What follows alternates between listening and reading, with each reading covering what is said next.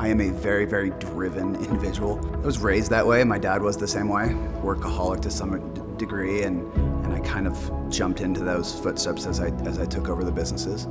It was always looking for that next thing, the next purchase, or the next acquisition, or the next expansion. Never satisfied with where we were at or what we were doing, and I think that was pretty difficult on my family at times, but it was very go, go, go, and I always questioned, is this it?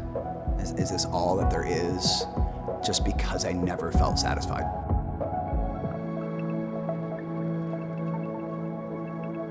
You know, I knew that I married a Christian woman. There wasn't a lot of conversation about it, so I didn't really know exactly what that meant until we started talking about kids. But she was that first example of Christianity in my life.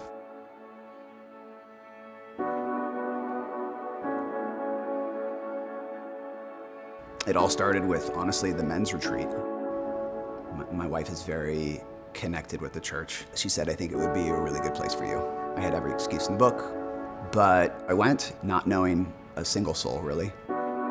It was very out of my comfort zone.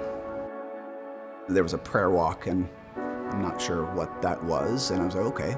And one of the leaders was like, you know, Chris, you're coming with me. By the end of it, he's like, you know, Chris, I can tell that you love Christ, but it's very clear that you have not committed yourself to Christ. There's no better time than right now. And so I did. He walked me through that process of committing my life to Christ, and it was a powerful experience. I got home and walked in the door, and the first thing my wife said, how'd it go? How'd it go? I just kind of told her just everything, how it all happened, how it all went down. That's when she started to tell me about what the last 8-9 years was like for her, because she never pushed her faith on me. She gave me time to figure it out myself. But she said, I've prayed for you every day, that you would, you know, at some point experience this as well. So, I mean, that was powerful. That was a life-changing moment for our marriage, for everything, because I didn't know she felt that way.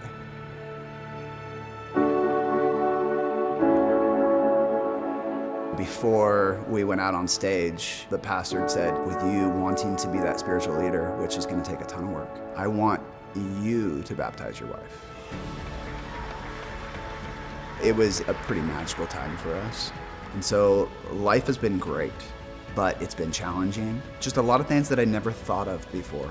Really living by God's word now, and how that really changed the way I looked at everything. I try to run my businesses now with that in mind, not just worry about that next purchase like I talked about earlier, but really focusing on how do we run these businesses and live our lives through Christ, and how that can positively affect as many people as possible. My wife is amazing. But she's definitely the spiritual leader. She wants me to be that spiritual leader of the family too.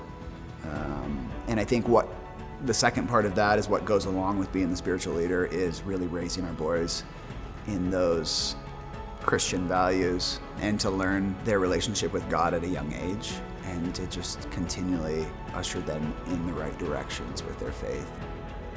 I'm excited for what's to come.